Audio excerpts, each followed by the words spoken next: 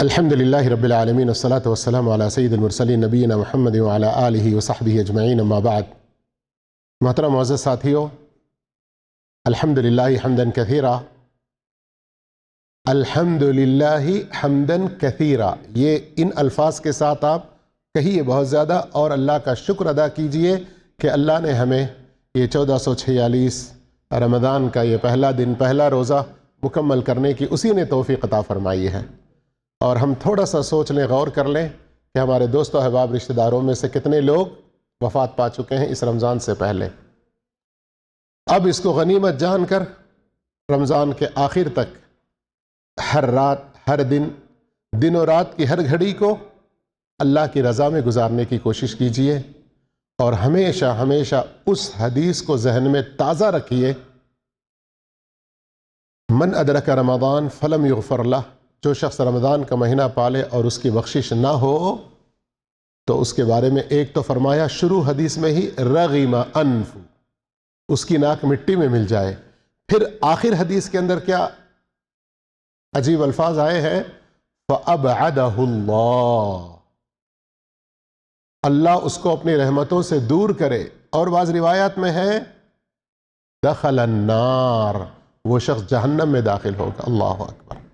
سوچئے رمضان کتنی بڑی اہم چیز ہے ہماری زندگی میں، کہ اگر ہم اس کو پا کر اپنی بخشش کا سامان تیار نہ کر لیں، جبریل امین بد دعا کرتے ہیں، اللہ کے رسول آمین کہتے ہیں۔ بد دعائیں تین چیزوں کی ہیں، دنیا میں اس کی ناک مٹی میں مل جائے اور وہ اللہ کی رحمت سے دور ہو جائے، اور آخرت میں جہنم میں داخل ہو جائے۔ کتنے بڑے افسوس کی بات ہے نا، ایسے بد نصیبوں میں نہ ہو جائیں، اس لیے اس سے خوب فائدہ اٹھائیں۔ اس کے لیے اس سال ہم نے اسلامی حقوق و آداب نام کی کتاب شروع کر رہے ہیں۔ اللہ اس سے بھرپور فائدہ اٹھانے کی ہم سب کو توفیق عطا فرمائے۔ تو اللہ پر ایمان، آج کا جو پہلا سبق ہے، ہر مسلمان اللہ تعالیٰ کے بارے میں یقین کامل رکھتا ہے اور رکھنا چاہیے کہ اللہ اس کی ایک ذات ہے اور وہ موجود ہے۔ اللہ کی ایک ذات ہے، وہ موجود ہے، اور وہی آسمان و زمین کا پیدا کرنے والا، پوشیدہ اور ظاہر کو جاننے والا، ہر چیز کا رب ہے اور مالک بھی ہے۔ اس کے سوا کوئی حقیقی معبود نہیں ہے، اور وہی اللہ تعالی جملہ اوصاف، تمام قسم کی خوبیوں اور اچھائیوں سے متصف ہے، ہر عیب اور نقص سے پاک ہے۔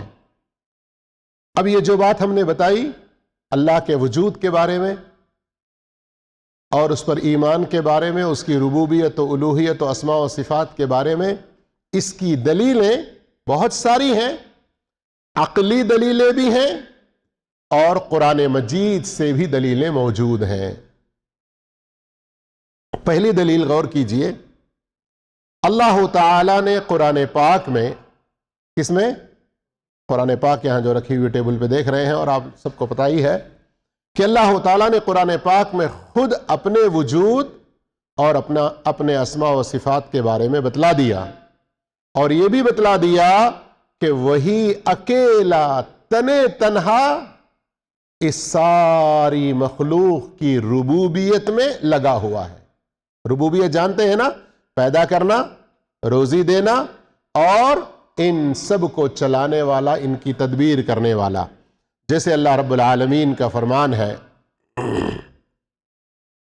اللہ عز و جل کا فرمان ہے سورہ اعراف آیت نمبر 54 ان ربکم اللہ، بے شک تمہارا رب وہ ہے جس نے آسمانوں اور زمین کو 6 دنوں میں پیدا کیا، ثم استوى علی العرش، پھر وہ عرش پر مستوی ہوا۔ وہی اللہ رب العالمین جس نے آسمان و زمین کو 6 دنوں میں پیدا کیا اور عرش پر مستوی ہوا، وہی رات کو دن پر ڈھانپتا ہے کہ وہ تیزی سے اس کے پیچھے چلی آتی ہے، اور اسی نے سورج، چاند اور ستاروں کو پیدا کیا ہے، اور ان کو اس طرح سے تابع فرمان بنا دیا ہے کہ وہ سب کے سب اللہ کے حکم کو بجا بھی لاتے ہیں، اللہ کے بندوں کو فائدہ بھی پہنچاتے ہیں اللہ ہی کی مرضی سے، اب دیکھیے یہاں آخر میں اللہ رب العالمین اس آیت کے آخر میں کیا فرماتا ہے؟ الا، سنو، توجہ کرو، لہ الخلق والامر، پیدا کرنا، خالق ہونا اسی کے لیے خالص ہے، اور حاکم ہونا بھی اسی کے لیے خالص ہے۔ دنیا کے اندر کبھی ہوتا ہے نا، مثال کے طور پہ گاڑی آپ کی ہے، مالک آپ ہیں اس کے، چلانے کے لیے کسی اور کو دے دیتے ہیں، ہوتا ہے نا؟ تو اللہ رب العالمین نے پیدا کر کے کسی اور کے حوالے کر کے خاموش نہیں رہا، پیدا اسی نے کیا، وہی کرتا ہے، وہی چلاتا ہے، وہی تدبیر کرتا ہے، مالک وہی ہے، مدبر و مصرف وہی ہے، تو پھر الا لہ الخلق والامر، تو پھر حکم دینے کا حق بھی اسی کا ہے، حاکم بھی وہی ہے۔ تو ہم جس طرح سے اللہ کو اپنا رب مانتے ہیں، یہ بھی مانیں کہ اسی کے حکم کو مان کر ہمیں چلنا ہے۔ بڑا ہی برکتوں والا ہے اللہ جو سب جہانوں کا پالنے والا ہے۔ اسی طرح اللہ رب العالمین نے ایک اور جگہ فرمایا سورۃ القصص آیت نمبر 30 میں، یا موسیٰ، اے موسیٰ، انی انا اللہ رب العالمین، یقیناً میں ہی اللہ ہوں سارے جہانوں کا پروردگار۔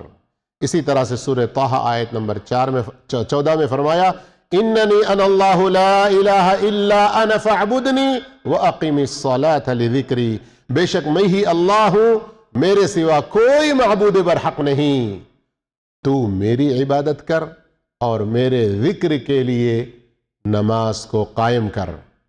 اب یہاں تک اس بات میں پازیٹیو انداز میں اللہ رب العالمین نے اپنے رب ہونے، خالق ہونے، حاکم ہونے اور سچا معبود ہونے کی دلیلیں دی ہیں۔ تھوڑا سا یاد رکھیں گے نا، کسی اور کو توحید کی دعوت دینے میں آپ کو آسانی ہوگی یہ باتیں۔ اب اللہ رب العالمین سورۃ الانبیاء کی آیت نمبر 22 میں غور کیجئے، ایک دوسرے انداز میں بتلاتا ہے کہ اگر اس کائنات میں ایک اللہ کے سوا، اس سچے معبود برحق کے سوا کوئی اور الہ ہوتا تو کتنا بڑا نقصان ہوتا۔ فرمایا، لو کان فیہما آلہۃ الا اللہ لفسدتا فسبحان اللہ رب العرش عما یصفون۔ اگر ان زمین و آسمان میں سوائے اللہ تعالی کے اور بھی سچے معبود ہوتے تو یہ دونوں تباہ ہو جاتے۔ اللہ اکبر، کیا ہو جاتے؟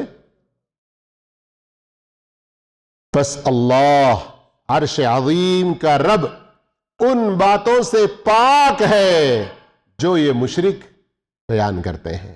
یعنی اتنے عظیم صفات والے اللہ کو چھوڑ کر دوسروں کی عبادت کرنا، دوسروں کے سامنے جھکنا، حقیقت میں یہ اللہ کی قدر کو نہیں پہچانے وہ لوگ۔ اسی طرح کائنات میں مختلف جہانوں کا وجود اور ان میں انواع و اقسام کے مخلوقات خود اپنے خالق کے وجود کی گواہی دے رہے ہیں کہ اللہ عز و جل ہے۔ آپ کہیں دھواں دیکھتے ہیں تو یہ یقین ہے نا کہ وہاں کہیں آگ جلی ہے، صحیح ہے نا؟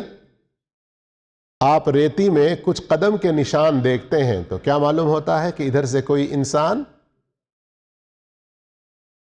اتنی بڑی کائنات نظر آ رہی ہے تو اس کا کوئی پیدا کرنے والا نہ ہوگا؟ یقیناً ہوگا، یقیناً ہوگا، اس لیے کہ اللہ کے سوا اس کائنات میں کوئی ایسا نہیں ہے جس نے یہ دعویٰ کیا ہو کہ اس نے ان سارے جہانوں کو پیدا کیا اور وہی ان کو وجود میں لے آیا۔ ہے کوئی ایسا دعویٰ کرنے والا کہ میں خالق ہوں، میں ان سب کو چلا رہا ہوں؟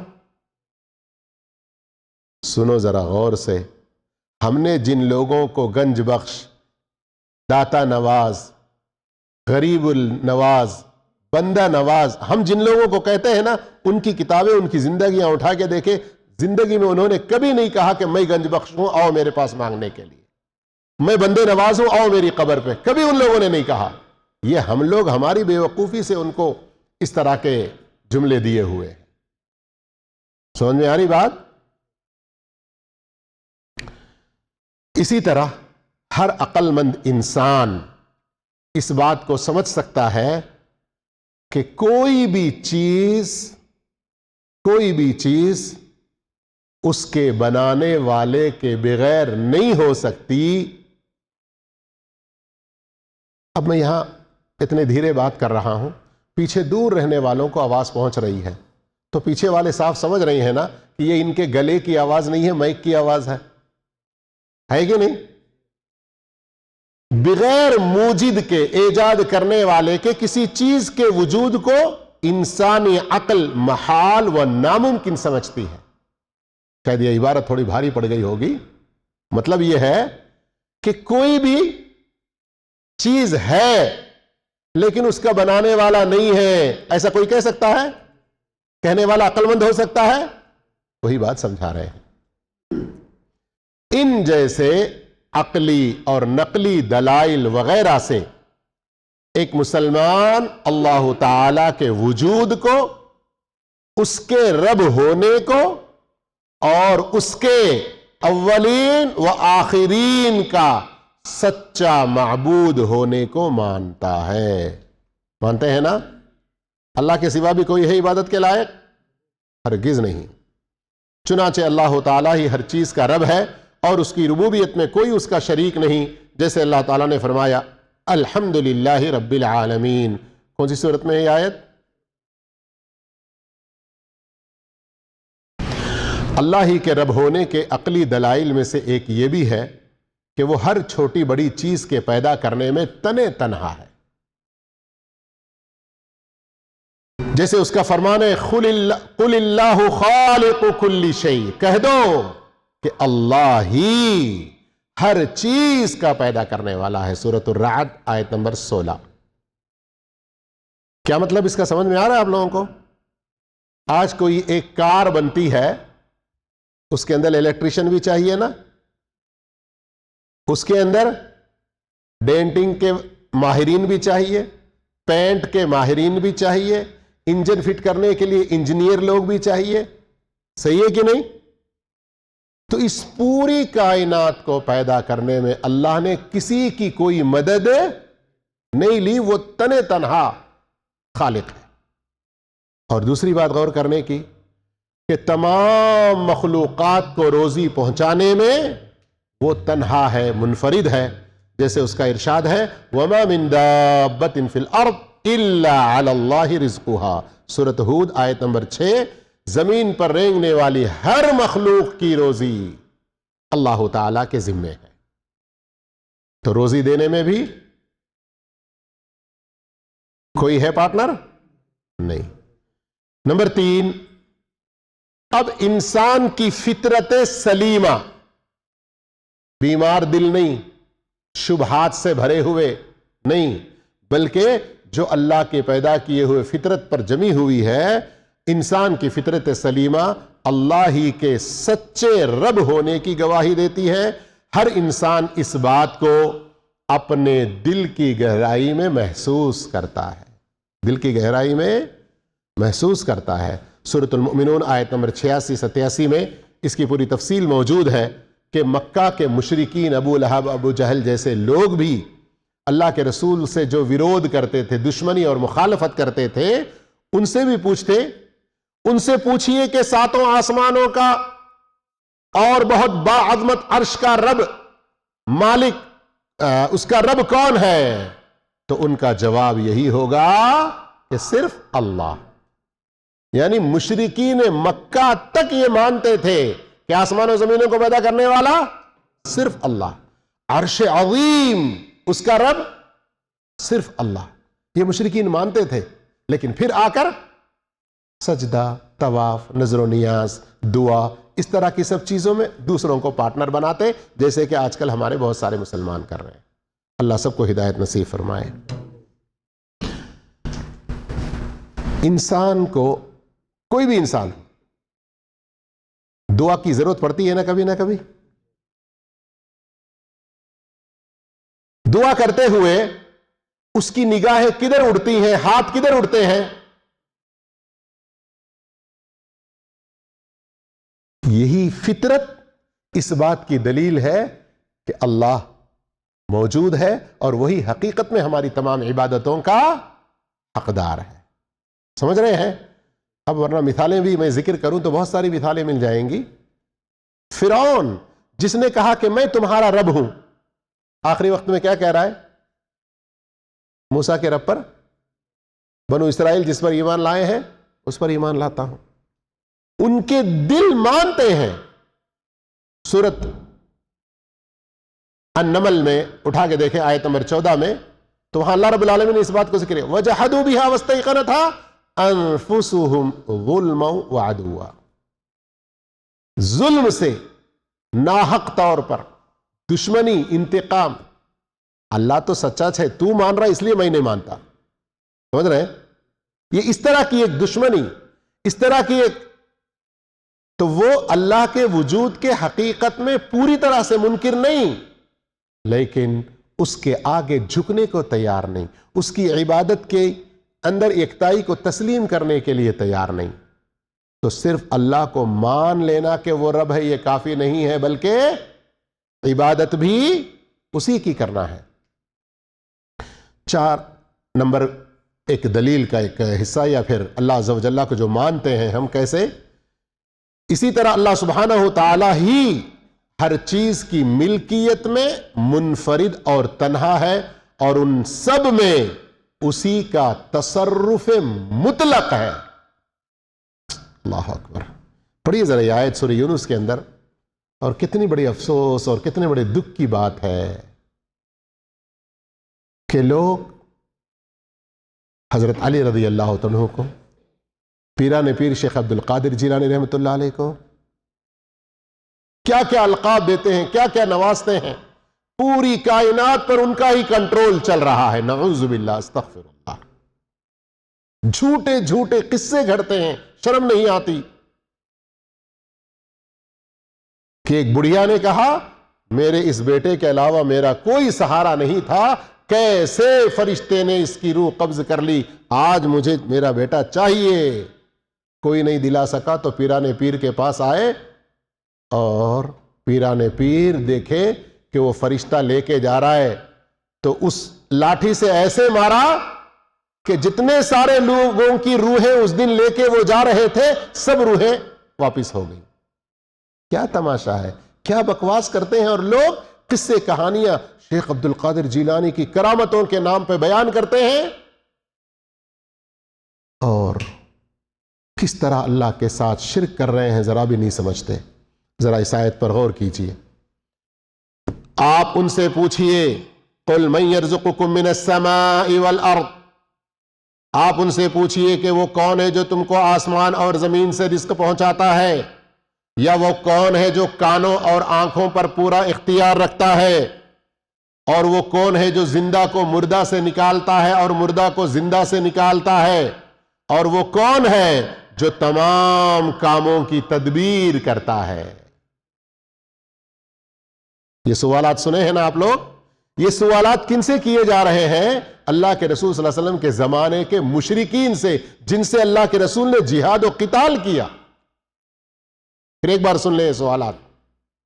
ان سے پوچھئے کہ آسمان و زمین سے روزی دینے والا کون ہے، جو کانوں اور آنکھوں پر پورا اختیار رکھتا ہے، کون ہے جو زندے کو مردے سے نکالتا ہے، مردے کو زندے سے نکالتا ہے، اور وہ کون ہے جو تمام کاموں کی تدبیر کرتا ہے. یہ 5 سوال ان مشرکین مکہ سے کیے گئے، تو انہوں نے کیا جواب دیا؟ فَسَيَقُولُونَ اللَّهُ. صرف اور صرف اللہ کو اس بات کا اختیار ہے. اور کتنے بڑے دکھ کی بات ہے کہ آج کا مسلمان کہتا ہے روزی دینے والا. میں اس سے پہلے ویڈیو دکھایا نا آپ لوگوں کو، یوٹیوب پر بھی موجود ہیں. اجمیر کے درگاہ پر، بغداد کے درگاہ پر کھڑے ہو کر مجاور لوگ کیا کہہ رہے ہیں؟ تمہاری دنیا بھر میں بگڑی ہوئی قسمت یہاں بن جائے گی. کہیں اگر تم کو کچھ نہیں مل رہا ہے تو یہاں مل جائے گا. نعوذ باللہ، استغفر اللہ، استغفر اللہ، استغفر اللہ. اللہ کہہ رہا ہے فَقُلْ أَفَلَا تَتَّقُونَ. جب یہ سب مانتے ہو کہ اللہ ہی ہے، پھر ڈرتے کیوں نہیں؟ صرف اسی کی عبادت کیوں نہیں کرتے؟ اس لیے فرمایا فَذَلِكُمُ اللَّهُ رَبُّكُمُ الْحَقُّ.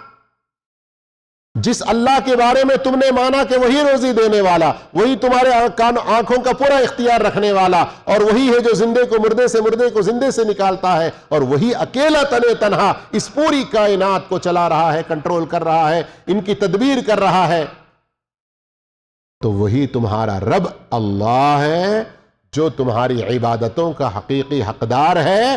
فماذا بعد الحق الا الضلال، صبر، فماذا بعد الحق الا الضلال، اتنی حق بات ماننے کے بعد بھی عمل نہیں کرتے، اس کے سامنے نہیں جھکتے، اس کی عبادت نہیں کرتے، تو پھر گمراہی میں ہے، صرف زبانی اس ماننے کا کوئی فائدہ نہیں ہے۔ آگئی سمجھ میں بات یہاں تک؟ تو یہ آج کا پہلا سبق رہا۔ اللہ عز و جل سے ہم دعا کرتے ہیں۔ السلام علیکم ورحمۃ اللہ وبرکاتہ۔